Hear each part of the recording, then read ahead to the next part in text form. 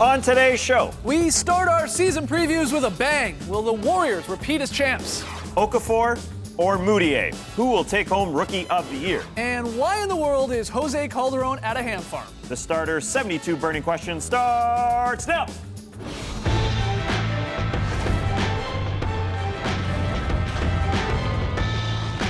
Good evening, Sweet World, and welcome to part one of the Starters NBA season preview. Whether you're listening to the podcast, catching us on NBA TV, we're ecstatic to be back. Happy to have you. In case you forget who we are, I am J.E. Skeets, and alongside me, as always, that's Tass Mellis. So good to talk to you again. To my right, Starters blog editor Trey Kirby. Hey, yo! And finally, the international man of mystery, taking it to the max, Lee Ellis. Friends. Lee. All right. Very excited to be back talking ball with you. Part one of 9 shows getting you ready for the upcoming 2015-16 season. We're going to do what we did last year, tackle 72 burning questions. Some of them are very serious. Some of them are not serious. Some of them are, quite frankly, quite dumb. All of them important to us, though. We ask you to play along at home. Jump on Twitter, hashtag the starters with your answers. Is everyone ready? Oh, yeah. Let's So just do ready. it. First one is a doozy. Question number 1 of 72 burning questions. Will the Warriors repeat as champs? Let's predict the champs in October. Yeah. It's tough, but I'm going to say no. Last year, they were definitely, by far, the best team in the league. They deserve to be champs, but everything bounced their way. They were pretty fortunate, including a lot of injuries to the teams that they played against in the playoffs. Second round, they were down 2-1 to the Memphis Grizzlies. Mike Conley wasn't himself, could have been a very different series in round 2. Third round, conference finals, no Patrick Beverley to bother Steph Curry. And then again in the finals, after a fantastic game 1 where Kyrie Irving played very hard, battled Steph Curry right here at the end of the fourth quarter with a monstrous block, everyone questioning his defense. And then unfortunately, he got injured. He goes out, not to mention Kevin Love in that series was out. So 3 straight series, Conley out, their elite player on the perimeter, Patrick Beverley, big player on the perimeter. Then you got Irving and Love. Plus, the Warriors didn't play the 2 best teams in the playoffs, in my opinion, the Clippers and the Spurs. The Spurs, who they didn't want to face because of that sort of divisional series rule, which is gone this year. You don't get a better seed just because you won a division. That, combined with a really strong West, I say they don't win. Yeah, but you mentioned it right off the top, Tess. They were by far the best team No in doubt. the league last year. They had the best record in the Western Conference, which we talk about as one of the better Western Conferences there has ever been. They dominated the league. They have a top 10 all-time point differential. They've got the best home court advantage. So that's going to play a huge factor in the playoffs as well. To me, they're the title favorites, and if they're the title favorites having the championship, they maybe could repeat. I can see it happening. Yeah, I don't think the rest of the league is doing themselves any favors here in the preseason as well, saying they did get lucky. You know, maybe they didn't have to play us, like Doc Rivers has been quoted as saying. Now he did walk that one back a little bit. Ty Lawson said, you know, Curry gets to take it easy. What are you doing? Just giving, Don't as make you them said, mad. don't make the defending champs any more determined to try and go back-to-back, because that's what you're doing here. I hear you on the luck factor, and there's no doubt about it. And we all know you need a little bit of luck. They had a good amount of luck. They had a lot. But They didn't play a full roster those last 3 rounds. can you sit here and tell me that they wouldn't have beaten all of those teams, even if they were completely healthy, every squad they would play? I think they would have beaten the Rockets, but I think the Grizzlies series, it's a questionable. And as well as the Cavs series. Obviously, we're just prognosticating here. We don't know, that's for sure. Sure. Right. But yeah, I think the Grizzlies could have upended them, and I think the Cavs could have too. What do you think, Lee? It's possible that the Cavs maybe, but we'll never know the answer to that. But what I like about the Golden State Warriors is they've got the continuity, which is very important when you win a championship. Huge. You look at their young players, Steph, Clay, Draymond, Harrison Barnes. They're all young. They could get better. They've got could a get lot, better. especially guys like Draymond and Harrison Barnes, who had 2 very good seasons last year. Steph, we know, is the MVP. He's going to be able to play at this level for a long time. The other thing is what I like about them is they've got so much variety in their lineup. They can play big or small, as we saw when Andre Iguodala came out and started the last 2 games of the finals. And they don't really have a weakness right now that you can point to. I think other teams are as good maybe as them, but I don't think any team in the league right now is better than the Golden State Warriors. And the continuity, like you mentioned, is going to play a huge factor this year because we look at the Spurs, who have been able to stay great for 15 years, and every year we're like, well, they're probably just going to get better this year because they've all been playing together. That's what's happening with the Warriors, and they have a Spurs acolyte as their head coach. I think things are going to fall pretty well for them this year. You need a lot of luck, but maybe that comes in the playoffs. As well as their injuries. They didn't sustain a real major one throughout the regular season, and obviously in the playoffs as well. That was incredible luck on their part. I think you've got to give their credit to their training staff and Sure. to the players for taking care of themselves, especially someone like Steph Curry, who we know has had injury concerns in the past. He missed 2 games last year. One of those was for rest, and the other one was kind of for rest as well. Andrew Bogut, 65 games. He missed a month. Yeah, Missed a month. but that's okay. That's a lot of games for him because we know, again, with him, he misses time as well. But everybody else played a lot of minutes, played a lot of games, but they were always fresh come the finals. Sure, but you look at the other teams that they played in round 2, 3, and 4. It's not because Mike Conley played a lot that he broke his face in round 1. It's not because Patrick Beverley played a lot. They just had freak injuries in round 2, 3, 4. I'm not trying to diminish what they did because we sat here. But it helps. And yeah, it definitely helps. And we sat here and said you can no longer say that a jump shooting team doesn't win in the playoffs after they won it. Because they deserve it. They deserve all the accolades. But hey, repeating is hard. It is very, very, very hard. The West got stronger. I think you can say there's 5 teams in the West. You wouldn't be surprised if they won the entire thing. And the Rockets, the Spurs, the Warriors, the Clippers, the Grizzlies are sort of borderline there. And obviously you got the Cavs in the other conference. There's more teams, and if those teams are healthy, which they should be, that was just a lot of things went their way. That's this whole them getting lucky though, the Warriors, because of injuries. I buy it to some extent, but the Grizzlies series, that changed when they decided, hey, let's not play Tony Allen. Right. Conley's injury came into play a little bit, that but that's came into really play. Conley was not they're down himself. 2-1. They decide, hey, we don't need to play Tony Allen. They didn't, and then they ran away with it. And then Tony Allen Patrick was banged Beverley, up as well, great by as the way. he is, he's not. He's not going to be enough, I don't think, for you to pick the Rockets maybe over the Warriors. No, I but didn't the think so. finals, Kevin Love and Kyrie Irving, that's And obviously pretty huge. You've got to look at the Warriors' defense as well. You talk about these guys, Conley was out and Patrick Beverley, but would they have really been able to make such a difference offensively to their team? I don't think so. To overcome the Warriors, who had either the best or close to the best defense all season long. That's what really impressed me. They didn't win it on jump shots alone. You ran through a couple of those teams. Which team to you is the biggest threat to stop the Warriors from repeating? Yeah, there's so many. I would say the San Antonio Spurs, You think first so? and foremost. Yeah, because they're just so loaded. I don't like this idea that people say, I'm not sure if they can play dumping the ball to one guy because they play this team style of basketball. They did that for so long with that guy, with Tim That was a Duncan. long time ago, Taffy. Sure, but what's the difference? I think Tony Parker, a guy that everyone is questioning right now, is going to love playing with a guy that they can just dump the ball to. Kawhi Leonard hasn't reached his peak. They're going more ISO with him. I think they're sort of going towards that way of playing anyways, where they play a little isolation ball. Well, we watched Kawhi Leonard last year. He's allowed to go do what he wants with this team because he's that good. And I think Aldridge plays into that as well. They've got, you mentioned Trey, they've been good for so long.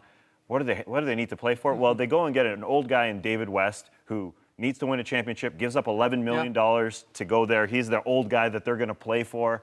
They're just stacked. And I think, they might not have the Warriors' depth, but they have just as much talent, in my opinion. Do you agree with what Tass said? Is it the Spurs, or do you lean towards the Clippers, the Rockets, or Thunder maybe?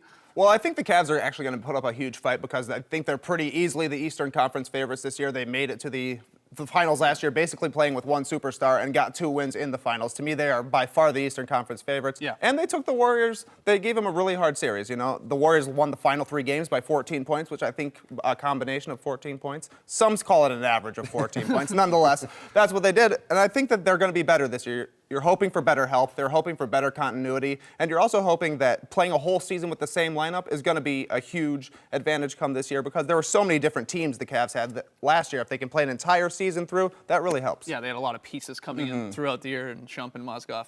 You think anyone can really challenge this Warriors, or is one team more than the others jumped out to you? I think it's the Oklahoma City Thunder, purely because Kevin Durant, the MVP, missed so much time last season, and the Thunder still nearly made the playoffs, and they didn't last year. But I mean, Russell Westbrook, he's going to have a chip on his shoulder because he feels that he doesn't get the same respect maybe as Steph Curry. Serge Ibaka, another season under his belt. He's a great defender, we know. Dion Waiters, that's going to be interesting to see how that plays out in Oklahoma City. And also, they re-signed Enes Kanter to that 4-year, $70 million deal. So they've certainly bolstered their lineup. They've got a new coach in Billy Donovan. It's going to be interesting to see, but I still think the Warriors are the favourite right now. So many teams. there's so many teams. That's why I'm just taking the field. Yeah, you're going Warriors versus Field. I You've hear got you. legitimate teams. I think it's I an hear easy guess. It's so funny to think how different the Western playoffs could have been if the Spurs win that final game of the regular season against the Pelicans. They go up to 2, and then everything is completely different. And they tried. And all the matchups. It was wild. It was wild. The seedings have changed this year, though. Hopefully it's like that this year a little bit, though, too. All right, we got to take a break. Lots more questions, obviously, when we come back. We'll predict this season's Rookie of the Year winner and lots more. You're watching The Starters.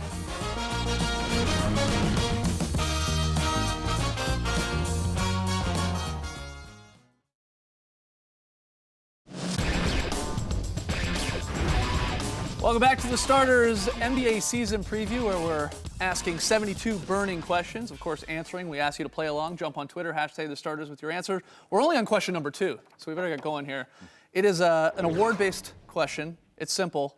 Who wins Rookie of the Year? I think it's Jahlil Okafor of the Philadelphia 76ers. He's going to have every opportunity to shoot the basketball. That team is going to run through him every possession, it feels like. It's going to be a true inside-out team. What other rookie can say that? What other rookie can say, I'm going to get the ball every possession, it feels like? Who's going to take possessions away from him? Robert Covington, Tony Wroten? There just isn't a lot of talent, not a lot of veteran talent. I think it's Jahlil's to lose. Yeah, you're exactly right. Opportunity is the key word. The Sixers have had the worst offense in the league the past 2 years. They need somebody close to the basket who can throw it in. And if you see the preseason highlights of Okafor, he just looks pretty fast for a huge guy. Yeah. He's huge, and He's he's got got a nice great shooting touch. touch. Yeah, the touch is incredible. I just think he's going to put up a ton of points. And if you score points, basically you win Rookie of the Year. It's tough to argue this selection by you guys, but I'll try anyway. Because the guy who will have the ball in his hands a ton is Nuggets point guard Emmanuel Mudiay. That's my pick to win this thing, because it does help if you're a point guard. You're going to have it in your hands more than the big man who's got it. Someone's got to get you the ball anyway. He obviously has the starting slot there now that Ty Lawson has been traded in the offseason. So the job is all to himself. He's going to have the ball in his hands. He's going to be asked to score, distribute.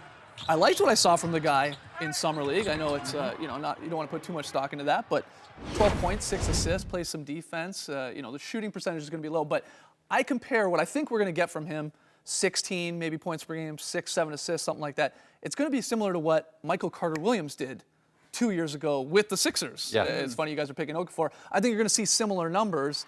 And that, to me, it could be enough because he's going to get like 30 minutes a game. Again, sort of what MCW got. The only thing is with Ty Lawson not there means that he's going to get the pressure from the start from the other opposing point guards. So they're going to put him under pressure, and he's probably going to turn the ball over a lot. And it's going to. It won't. That stat really doesn't. No, I know it doesn't. But I'm just the saying highlights will outweigh the those turnovers. sorts of and that things matters. could affect his confidence though out on the floor, because he's going to have that pressure right from the start. It would be nice to come in with an experienced point guard to help him along. But having said all that, he was very impressive at Summer League. Yeah. And we have. And he's got a bit of a chip on his shoulder. Yeah, Some he people does. had him going as high as 2, 3 in the draft. He Yeah. falls to the Nuggets a little bit later, so they'll have that going as well. I think years from now, he might be the best player in this draft, but I think unlike Michael Carter-Williams with the Sixers, Emmanuel Mudiay's playing with experienced guys. There's 3 guys beside him that are making over $10 million. Right. That doesn't happen in Philadelphia 76ers land at all. Sure. Nobody's making close to $10 million. So Okafor is the number 1, 2, 3, 4 option. Mudiay, I was salivating at Summer League watching him play, but at the same time, he's going to take a bit to develop. I mean, it's a point guard playing up against the best point guards in the world in that Western Conference. yeah. It's the That's gonna be deepest tough, position in the league. night probably in right now. and night out. I am a little surprised. No one here picking the number 1 pick with the Wolves, Karl Anthony Towns. What's the reasoning on Okafor above him? I think it's just a minutes thing, really, with Karl Anthony Towns. Wiggins is going to be having the ball in the post a ton, and then you look at the big guys that play on Minnesota. Garnett will get minutes, Pekovic will get minutes, Jang will get minutes. There's just not quite as much opportunity as Towns for Okafor. You put Towns on Philadelphia, he probably averages 20 and 10. Yeah, and I like the fact that Jahlil Okafor doesn't really have to worry about defense, because Nerlens Noel is going to take the best big guy on the other team. Jahlil, just do what you do best, and what he does best is very good. I mean, that guy's got beautiful footwork on the post. It's going to be fun to watch. So there are our Rookie of the Year predictions. Again, jump on Twitter, hashtag The Starters. Who do you guys like? Is it Towns, Hazonia, Booker? One of those 2 guys we've got, let us know. Next question, question number 3. Favorite off-season moment? And you can get weird with this. Well, I'll do we that. got lots of questions to come about the actual NBA transactions. Favorite off-season moment? Take it off the court if you want to. I'm definitely going to do that. It's a bit of a weird one. Lionel Hollins, head coach of the Brooklyn Nets, he beefed up a little bit more than he liked. He got up to He got fat? 240 pounds. Yeah, let's call it like it is. He got up to 240 pounds. He saw himself in the mirror and he said, I don't want this anymore. So he wrote his favorite celebrity chef Rachel Ray. He watches her show all the time. He literally got down, got to his desk, and wrote her a letter. He literally put Old pen school. to paper. Yes. And the paper. He wrote it down, sent her a Beautiful letter, penmanship there. and what happened? Well, she put him on a diet where he had to eat 7 times a day, Wow. and boom! He's looking great. He's looking great. 240 down to 218. He wants to get down to about 205. He wants to even get down to his playing weight, which was below 200 pounds. The last time he was below 200 pounds was 1975 when he was a rookie. He's 61 years old, and Rachel Ray did it for him. He had trouble eating 7 times a day. I'd have trouble with that. So small meals. Small meal, I guess. I don't know. I don't watch Rachel Ray. But Are these apparently- exclusively 30-minute meals? That's a I get- Rachel Ray joke. That's for all what the she fans does, out there. right? Yeah. What do you got? Okay, that's an interesting one. Favorite offseason Well, moment? let's keep talking food. Longtime fans of the Starters will know that we have a bit of an obsession with Jose Calderon's ham farming business, but Yeah. he's usually kept it pretty low-key until this summer when a picture started circulating of Jose getting his threes on with a whole bunch of hams. Were these his hashtag personal hams? We'll never know. But it's not just this picture, because soon after I was led to Dehesa Calderon, the Twitter page of Jose Calderon, his very own brand. And on this page, he's doing things such as telling which members of his national Spanish team are which cuts of pork from a pig. What? I don't understand it either, but Rudy Fernandez apparently pork shoulder. Okay. Anyways, it continues on. He's also on Instagram, Dehesa Calderon. Here he is checking the ham prices on the New York Stock Exchange. Yep. Or doing other things around the office. And this is where we saw him taking that finally produced photo in the ham farm, showing off his threes. They've even started a website for Dehesa Calderon, DehesaCalderon.com, which shows off the new Dehesa Calderon logo, which is, of course, Jose Calderon's three-point symbol, which he's been famous for since his Raptors days. Pretty crazy stuff. I also found a group of his executives celebrating, and I quote, the best ham in the world, In Spanish. Dehesa Calderon. We got to Oh. get some of that. So I could do this for the threes, and also my ham is really good. This is the Wow. new international hand signal for great hams. Calderon knows how to prosciutto those threes. Are you sticking with food here, Lee, for your favorite offseason moment? No. Favorite weird offseason moment. Let's just call it what it is. No, I'm actually going with another classic summertime event, and that's NBA players throwing out the first pitch at a baseball game. Oh, yeah. It started off not too bad here. Kevin Garnett back in Minnesota. He threw one over the plate there, the big ticket. We know that that's not a bad pitch, but it went downhill from there. Michael Carter-Williams drills the cameraman in Milwaukee. Not the best shot. Paul Pierce, I mean, I've lost a lot of respect for him. Look at that. Oh, he looks like an 80-year-old man here, bouncing it over there. Look at that. He doesn't even get back on his arm there. I mean, like that's Kevin Spacey. That's crazy. But Klay Thompson actually showed everyone how it was done here. But look at this bullet he throws at Oakland. Oh, yeah. Apparently that registered 89 miles per hour on the gun. Klay Thompson. Impressive. Not bad. That's what they said. I wasn't there. I couldn't confirm that. Yeah, but they that's could what have were jacked the saying. gun. Yeah, who knows? It looked good. That was a good pitch. All right, my favorite offseason moment is a weird one. It was way back, sort of at the beginning of the summer, just after the finals had ended. It was Luke Ridnour being traded 4 times in 1 week. Yeah. Getting passed around like a collection plate at church here, poor Luke. Traded from the Magic to the Grizzlies. The next day, he is traded to Charlotte. Okay, we're not done. Mere hours later, the Hornets re-gift Ridnour to the Thunder. And then less than a week later, get your passport out, Luke. He goes north of the border to the Raptors, who then, not much longer, waived the poor guy. Now Luke's taken off the whole season. So goodbye, sweet prince. We will hopefully see you in another year. 4 times in 1 week. Quentin Richardson got traded like 4 times in one year. he was a legend for that. And he was a legend. Luke Ridnour just one up them there. So let's hear your favorite off-season moments. Maybe one more bonus one was the infamous banana boat picture. Oh, yeah. With LeBron, Chris Paul, Gabriel Union, and Dwayne Wade. That was a great one. But we gotta take a break. Lots more to come. Taz gets the first crack at the hot seat. Come on back.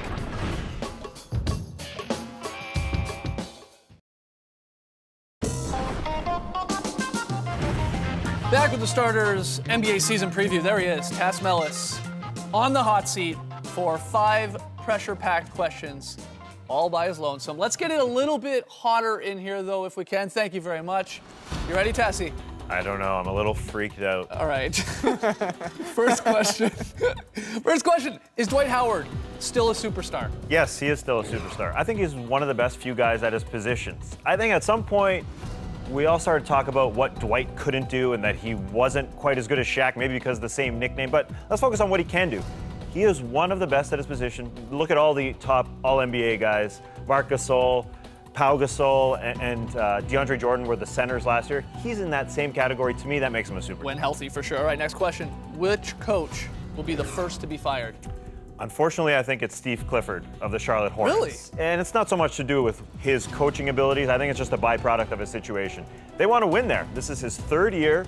There's no way they're making the playoffs with the situation they're in. Michael Kidd-Gilchrist is out this year. They were 6-21 when he was out last year. They're not a great attendance team. People just don't go to that arena. I don't think that bodes well for him staying a full third year. All right, sorry, Steve, according to Tass. All right, what storyline are you already tired of? I'm tired of Muscle Watch. If you don't know what this is, it's talk about guys losing weight or gaining muscle in the offseason. Yes, Giannis Antetokounmpo's got bigger muscles. Of course he does. He was a toothpick. I'm just tired of hearing about it. Yeah, Kyle Lowry lost some weight. Paley, looks no. great. He looks Paley, great. yes. Yeah, I understand that, but yeah, he doesn't eat sugar. Whoa! Look at Jared Sullinger. I'm back on this train. This is impressive. I heard that John Lucas had an intervention with him, but that worked. Did you see that? It looks great. He lost a ton of weight. Next question, which random nickname will you push for this season? Now, it's got to do with Paul George. If you don't know what's going on with Paul George, he's a guy who's played his life at the small forward position, but this season, they've asked him to play the power forward spot, and it hasn't worked out well. Anthony Davis took care of business when they went and visited the Pacers this preseason. The man just likes playing the 3 spot. He's getting burned all over the place. Thus, Paul George's nickname will now be Small George. Okay, He's a natural at the small forward spot. final one. Tass, you sort of infamously made it on Greek television for singing the anthem once. So we want to know, what will you do this year to get yourself back on Greek TV? I mean, they called me a few days ago and asked me to be on. Did I pick up? Hell no. Lost, no. Sorry, I'm not going to make it on Greek TV this year. No? Not. No, so all right, there it is. Tassie on the hot seat. I believe you're up next, Lee. Can't wait. We'll get to part 2. We got to take one more break. Good stuff, Tass. When we come back, you, the fans, will decide whether the Warriors repeat as champs. Not going to be easy, but come on back. Season preview continues.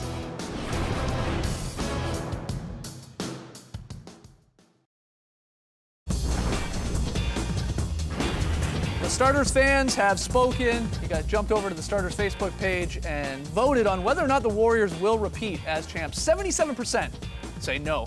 The West is too tough, or maybe you like the Cavs. 23% like the Dubs to go back-to-back. #believe. Hey, thanks for visiting our page. Appreciate it.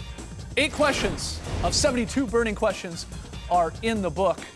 We're creating a wire-like corkboard here. We're going to get to the bottom of this investigation. Get bunk in here. So 64 questions ago, we're back with part 2 tomorrow, and we will be tackling the best and worst moves of the offseason. We'll also debate who will make their first All-Star game, and Lee decides who has the best biceps in the league. Can't wait for that. A whole lot more, including who the heck stole our set. I just realized we lost our set. So 73 burning questions. Got some now. suspects on the board. We're back tomorrow. Thanks for joining us, folks. And remember, the worst bed is always better than the best air mattress. Brace the night, people.